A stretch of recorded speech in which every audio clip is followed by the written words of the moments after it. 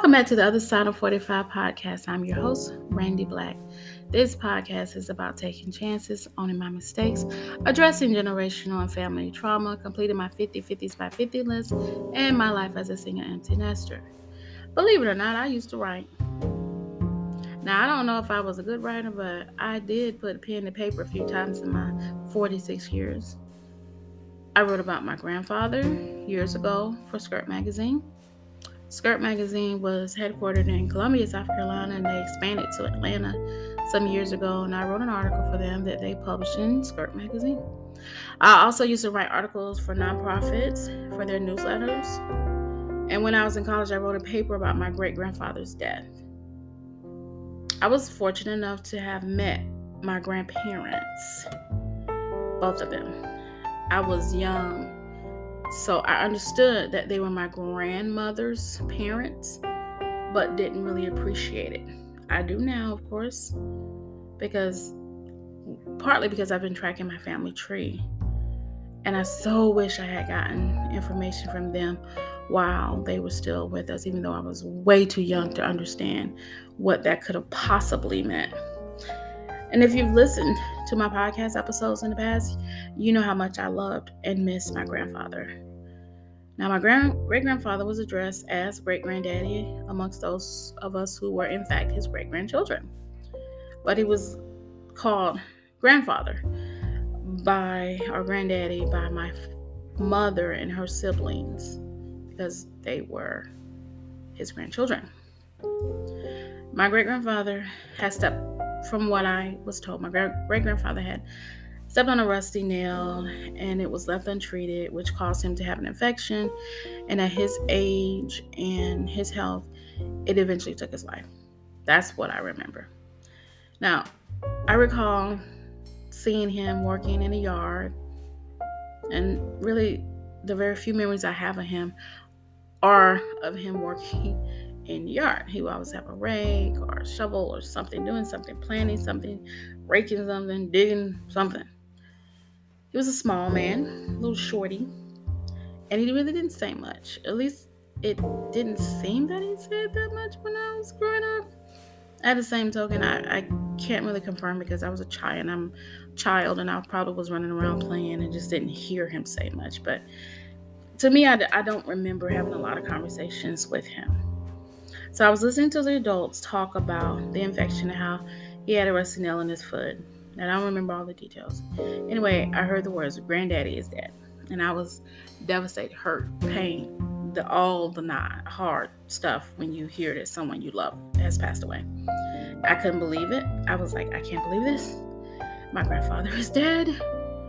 Now, I'm sure you have surmised that if the adults were talking and they said granddaddy, they were talking about their grandfather, not mine. So I wrote one of my college papers about this experience and how horrible it was to think that I had lost my grandfather. At the time of me writing the paper, my grandfather was still alive. Therefore, the thought of him dying made me emotional. It's a very difficult paper for me to write. It started off funny, and then the realization that what could happen. Now, my professor liked the paper, and I received a much well-deserved A, because like I said, I used to write. Then I wrote a paper about my grandparents' education.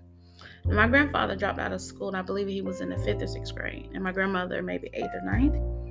I don't remember exact grades, but they both dropped out and had limited education. It was a different time, and not having a high school diploma back then was not uncommon. When I was in elementary school, and I would go to my grandparents' house and I was doing homework. And my grandfather, like I said, due to his limited education and several strokes, he couldn't read or write. So when he would see his young grandchildren reading out loud and writing, it was actually a really big deal for him. And I remember him asking me one day when he heard me reading, and he said, "Oh my gosh, you can read?" And I was like, "Yes." And he had this big smile on his face, and he was like, "Good." And he giggled a bit, and he told me to keep reading. Now, I love to be able to say, and I do believe this, that I was my grandfather's favorite because I was, but I was not the only one he said this to. And I remember him delighting in seeing my younger cousins reading and writing. Now, my grandmother, she could read and write. So she was in charge of all the household duties that required reading and writing, of course. And she also managed my grandfather's affairs, things that he couldn't do due to his lack of knowledge. My grandmother went back to school and received her high school diploma in 1995. Man, I was so proud of her. And the thing is, she didn't actually need her high school diploma, like for a job or anything, but she just wanted it. And I remember talking to her about going back to school, and I was like, Grandma, why are you going back to school? And she said, I've always wanted my high school diploma. I don't want a GED. I want my high school diploma. And that meant a lot to me because it was personal for her. So the two of them were my inspiration for a lot of things that I've done. And my grandfather owned his own business. He was a mechanic. So, without the ability to read or write, there was a lot he couldn't do. And he understood his limitations. But he wanted more for his grandchildren.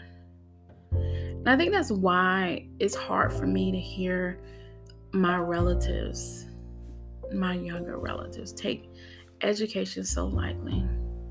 I just feel like we were given opportunities that my grandparents were not afforded. It's certainly not our great-grandparents. And I remember I started researching our family tree a few years ago, but I ran into so many roadblocks that I kind of just lost interest, and I just got discouraged. Now this year, 2021, it was a year that I said I was going to be all in. So I said, I'm going back. I'm going to complete our family tree, at least get as far as I can. I knew I wasn't going to be able to get too far, but I was going to do what I can until I couldn't. And being of African descent, I knew what I would find, of course, enslavement. And of course, I did find that. One of the things that stuck out to me was when I was reviewing like the census records, and they would ask if, the person could read or write. And there were several in my family who had to answer no. Another thing that was interesting to me was in reviewing documents that listed incorrect ages of the children. So you would have a document like a census report or a birth certificate or whatever, and it would say that this child was born in a certain year or list their age, and then a document that was maybe a year or two older or previous would have the ages completely wrong. So I reasoned that if you are unable to read and write, you may not know how old your child is, and you may not know how old you are. Now, believe it or not, this is true in my family. So when my grandfather passed away, I had to provide my grandfather's age to the funeral home. And I didn't know it. I asked my grandmother, and she gave me an age range. Yes, an age range. And I thought that was a little strange. I was like, how do you not know? And she said that my grandfather never had his birth certificate, and that the few documents that they had when they got married were destroyed in a house fire. And I do know about that house fire. My grandparents lost a lot of things, so we didn't have a lot. They don't have a lot of things from when they were first married and before. So I don't know if they still do this, but years ago, you could use the family Bible as proof of your date of birth. But the thing is, if the dates were incorrect in the family Bible, then all the documents that was used to document your date of birth was also incorrect. So when I saw the census report and I read that members of my family were unable to read or write, it reminded me of my grandfather and how he reacted seeing his grandchildren reading and writing. And I thought, we are our ancestors' dream. I saw it in my grandfather's eyes, and although I may I will never, ever be able to speak to my ancestors and tell them how far we've come. I know they wanted more for their family. Because my ancestors were navigating in a world that was not kind to them. And education was a luxury that they couldn't afford. They had to work in the fields to care for their family. My ancestors had to rely on a race of people that treated them inhumanely. Now, FYI, I was able to trace my roots to the plantation that my ancestors were forced to work on. I also found some slave records for that plantation. And if you really want to get angry, look at slave records. Those records don't list names, just ages, sex, and race. And so when you look at race and the word that they use, it hurts to see that word because it confirms what the slave owners were doing with the enslaved women. A white creator on TikTok posted content about finding slave records in his family home. And he had a lot of Black people commenting that he should make those records available to the descendants of those that were enslaved. And he was like, you guys, these records don't have a lot of information, like names. But the commenters were still encouraging him and other white people who have slave records, even if you don't want to give them the original, because he was like, oh, they're just sitting and, we never look at them. And it meant so little to him. And they were like, look, even if you want to keep it, just make a copy. And if those descendants reach out to you, or if you know how to reach those descendants, offer them a copy of those slave records. And so I asked myself, I was like, would I want a copy of those records for my family? Now, I've seen some records, and I'm not even sure if those are the right ones for my family that list those that are enslaved. But if I had the actual record from the the plantation owners' descendants, would I want those records? And the answer is absolutely, I would. And even though it doesn't list the information that I want, it doesn't have names, it doesn't have dates of birth, knowing that there's a record of my people that I can own and share with my family makes my search that much more complete. Now, I've done all I can do right now. I need a South Carolina library card. And I'm trying to get my family on board to go get a library card, but they are not there yet. But once I can convince one of them to get a library card that I can use to continue my search, I'll get a little bit more information, hopefully. And right now, I don't have any newsworthy stories like being related to notable figures. Matter of fact, I don't have any stories about my ancestors. Just a little information I can find online. So when I encourage my children to do well in school and to go to college, I think of my grandparents and those ancestors that couldn't read or write, and those that had to live a life that I can only imagine. So I make it my business to celebrate our accomplishments, because I know that there are people in my lineage that did not have the opportunities and couldn't celebrate life the way that we can. Like, I'm able to start a podcast. I can own my own business. I can go to school. I can buy property. All sorts of things that my ancestors were unable to accomplish. Each generation has done better than the last. And I'm proud of that to say about my family. As a matter of fact, on December 2nd, 2021, my youngest daughter was inducted into the National Council of Negro Women. I was so excited. I'm still excited. I'm always proud of my girls. I went out and bought the Mylar number balloons, 1935, the year the NCNW was founded. And I hung those numbers from my stairs where they sit today. Now, if you want to see pictures of the induction ceremony, you can go to the other side of 45's Instagram. Now, my daughter joining this organization is something to be celebrated. And maybe one day in the future, someone in our family will see her membership in the NCNW and be inspired like I was with my grandparents.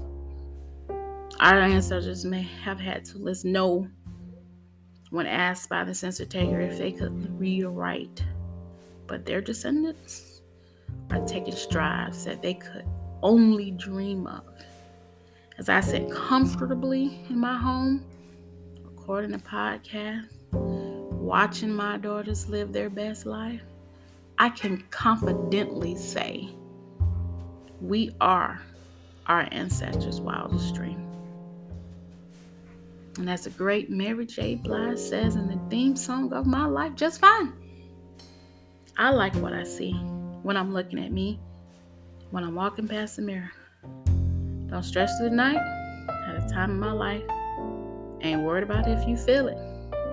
Got my head on straight. I got my vibe right. I ain't gonna let you kill it. You see, I wouldn't change my life. My life's just fine. So meet me on the other side of 45's the podcast, the blog, YouTube, and Instagram. New episodes will be released every Monday. And also don't forget to go over to the other side of 45's YouTube channel for my first Vlogmas. Okay, so let's talk about this Vlogmas real quick. So due to some technical difficulties, I was unable to start the Vlogmas on December 1st as planned and announced. So it turns out my phone is old. Too old to edit video or upload video to YouTube. I mean, I couldn't send the video to my daughter for editing. I was supposed to download iMovie to my phone, and it won't take it because my phone is too old. So we're trying to work around that. I'm going to pivot, and I will figure this out. So hopefully I'll be able to do at least 10 days of Christmas as my Vlogmas. Perhaps on one of those Vlogmas, I'll ask Santa for a new phone or a camera or something. But as it stands right now, we are going to have to try to figure something else out.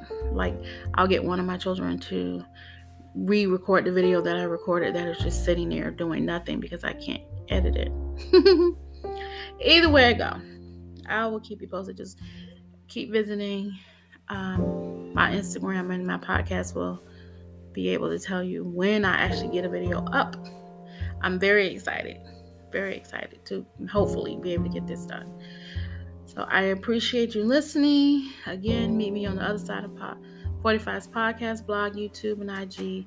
This episode was released on Monday, December 6th. See you next week.